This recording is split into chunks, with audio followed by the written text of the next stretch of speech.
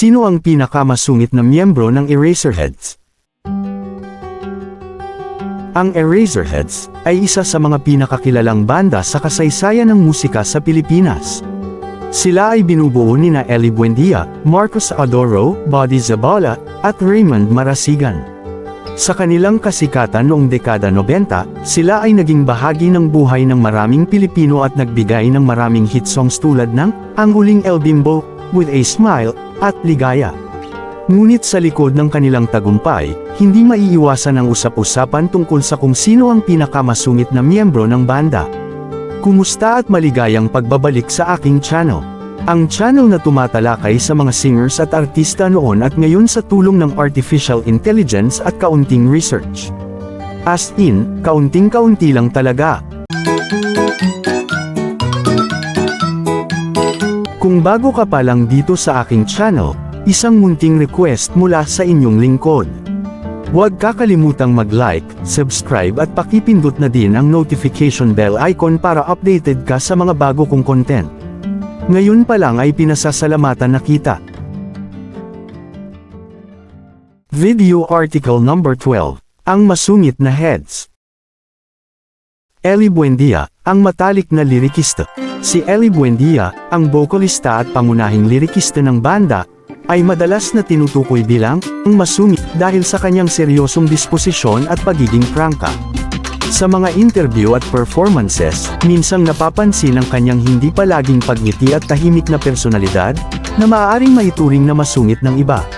Ngunit ayon sa mga kaibigan at kapwa niya music hero, likas na introvert si Ellie at mas nagpo-focus siya sa kanyang sining kaysa sa pakikisalamuha. Marcos Adoro, ang mysterious guitarist. Si Marcos Adoro, ang gitarista ng banda, ay kilala rin sa kanyang pagiging tahimik at minsang paglayo sa limelight.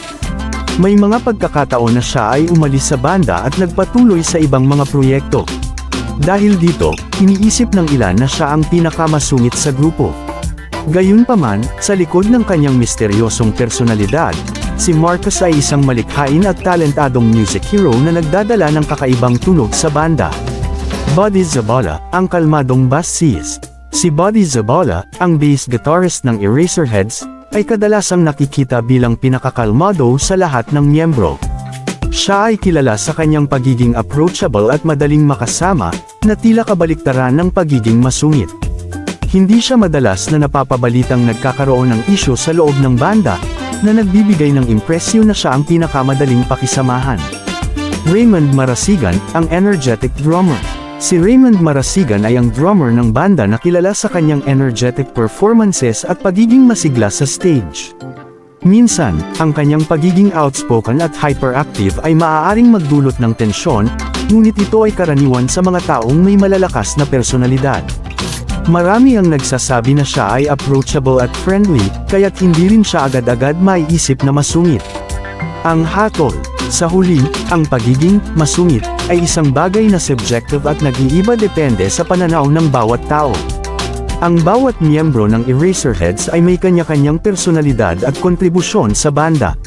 Kung ang batayan ay ang mga interview at mga kwento ng mga nakasama nila, maaaring sabihing si Ellie Buendia ang madalas ituring na pinakamasungit. Ngunit ito ay hindi nangangahulugan na siya ay hindi mabuting tao. Maaaring dala lamang ito ng kanyang dedikasyon sa musika at pagiging pribado sa kanyang personal na buhay. Sa kabila ng kanilang mga pagkakaiba, ang Eraserheads ay nanatiling mahalaga at impluwensyal sa mundo ng musika, at patuloy silang nag-iiwan ng marka sa puso ng mga tagahanga. Ang kanilang legacy ay hindi lamang tungkol sa kanilang mga awitin kundi sa kung paano nila napagtagumpayan ang mga hamon bilang isang banda. Maraming salamat sa iyong panunood. Sana'y nag-enjoy ka sa topic natin ngayon. Huwag kakalimutang mag-like, subscribe at pakipindot na rin ang notification bell icon para updated ka sa mga susunod kong content. Hanggang sa muli.